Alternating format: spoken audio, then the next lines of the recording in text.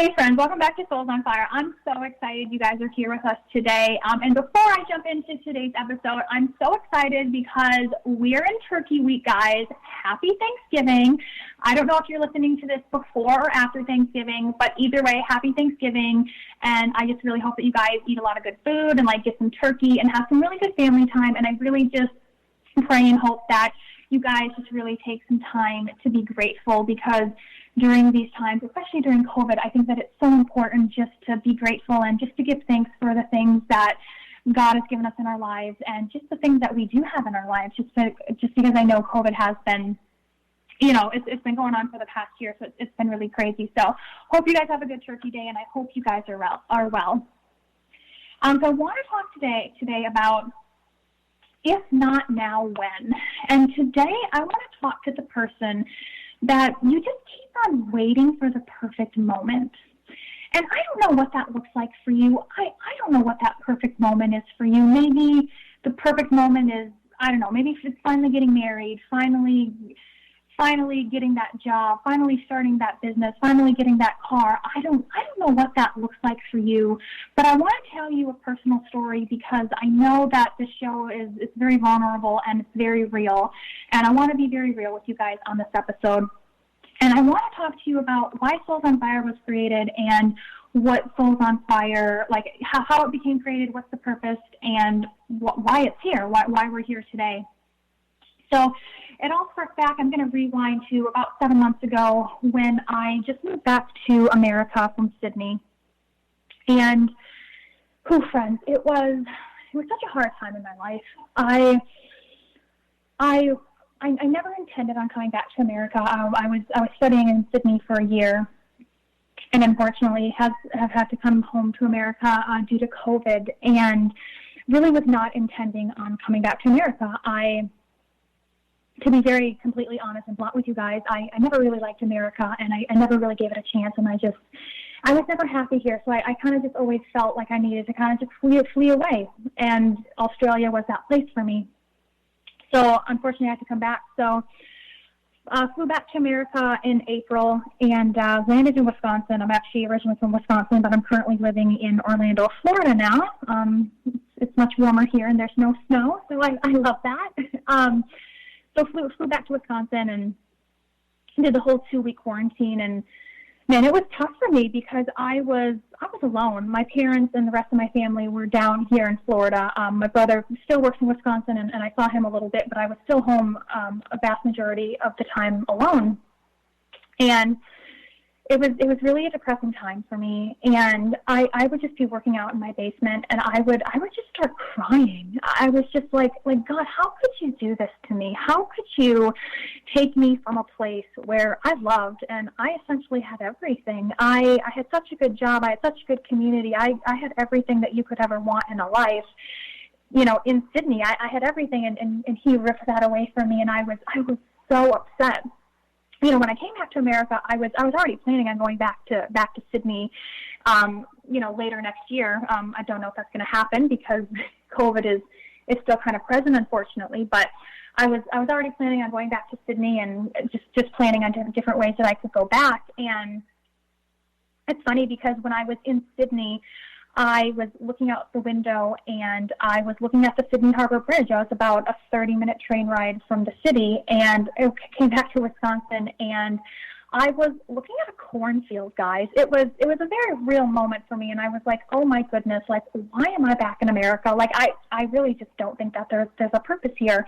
And like I said, I really kept saying, you know what, I'm not going to start my life here. I'm going to keep waiting because I don't like America. I'm not happy here. You know what? I just really want to be back in Australia. I don't want to give America a chance. And so I kept that on my heart for a while. And while I was in Wisconsin, I ended up hiring a career coach. Just kind of on the whim. It was actually something really, really outside of my comfort zone. But I was just like, well, I don't really know where to turn to right now. I don't know. I really don't know what I'm doing with myself. I was really, really lost in my life at the time. And So I hired a career coach, and I said, well, this is what I want to do. I, maybe wanted to get into marketing, and, I have a business degree, so I maybe wanted to do something with that. And I was telling her about myself, and I originally hired her to just do my LinkedIn and just do my resume, and she was really confused by my resume and kind of like what I wanted to do with it. So she said, I recommend a career coaching strategy session. So I asked you a bunch of questions, and I get to know you a bit more, and that way we can really hone in on what you really enjoy and what you really want to get out of not only your life, but a career as well. So I ended up doing that with her, and like I said, it was very, very outside of my comfort zone. I got drilled with questions for like 2 hours just about, things in my life and things like that I wanted to do in my career. And I was like, oh my gosh, like I still feel so lost. Like I still really don't know what I want to do. And I remember at the end of the call, and this is where the Souls on Fire journey is gonna turn at this point here. I remember talking to her on the phone, and she said, well, Brittany, what do you really want to do in your life? Where do you see yourself, like maybe in the next, maybe 3 years, let's say? And I said, well, I really want to go back to Australia so I can start my life. I said, I'm really not happy here. I said, I've lost everything, and I really don't want to be here. I want to get a decent job. I want to just make some money so I can save up and so I can go back and so I can start my life. So I want, and she said, well, Brittany, I want you to think about that sentence for a minute on what you just said to me. And I said, oh my gosh, like what did I just say? Like not really remembering or realizing what I just said. And she said, Brittany, you said that you're not going to start your life until you go back to Australia when all of this COVID stuff is done. And you said that you're going to go back to Australia to start your life. And I said, well, yeah, I said that. I said, well, yeah, it's true. I said, I don't want to be here. I don't see myself here. And she said, well, Brittany, you really need to dig down deep in yourself and I essentially figure out what you want to do. She said, we don't know what's going to happen in the world. And, Australia could possibly not open for 5 years. We don't know that. Of course, almost a year later, we're unfortunately still in these trying times. And she said, so what you're telling me is you're telling me that you're going to wait to start your life until Australia opens and that you can go back. And I thought about it for a minute because I'm the type of person that you can be very real with, and I take it personally for a minute, but then I go back in about an hour and I really think about it. And she said, so I really want you to think about that. And I'm like, oh my gosh, like I did say that. And I said, oh, well, you're right. Like, what if Australia really doesn't open in 5 years? Like, what am I going to do in these 5 years? And she said, that's where you really need to dig down deep in yourself. And you really just need to figure out and hone in on your goals and what you want to do. And of course, at the time, I was living with my soul not on fire. Like I said, I didn't know where I wanted to do, and I was basically, like I said in the beginning of the show, I was basically waiting for the perfect moment. And I just want to let you all know today that there is not a perfect moment to do anything, because we plan these things, we plan these things out, and nothing ever happens the way that we want it to happen. I told myself that I wanted to be back in Australia in January. It is now the end of November. We are in Turkey Week season, and I still do not know when I'm going to go back to Australia. I don't know if I'm ever going to go back. And at the same time, it absolutely breaks my heart. It really does, and I really hate saying it. But at the same time, I want to live with my life. I want to live my life with my soul on fire, and I want to live my life with what God created me to do, and I want to live my life full of passion and intention and purpose. So I really just dug down deep inside myself, guys, and that's what I'm really just encouraging you to do. If you are in a moment today and you just like, wow, you're right, maybe I am waiting for the perfect time. Like, you just got to create the perfect time. Like, nothing is ever going to be perfect. sometimes you just got to do it scared. Like, I just want to encourage you to do it scared, because that has been my mantra for the past month. And I don't know if it's because somebody needs to hear this, but I just want to let you know that sometimes you just got to do things scared.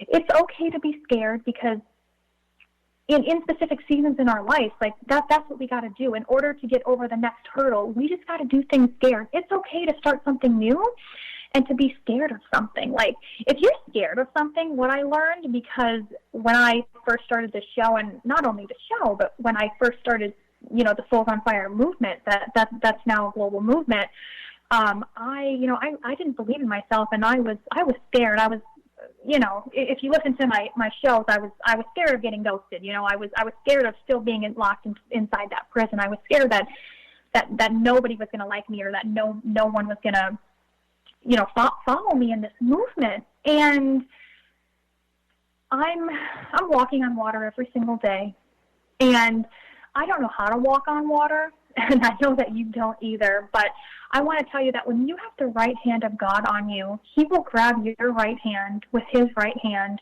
and you guys will walk on water together, and you guys can do it scared together, and you will not believe the blessing that will come out of stepping into your purpose and stepping into your passion and stepping into what God created you to do.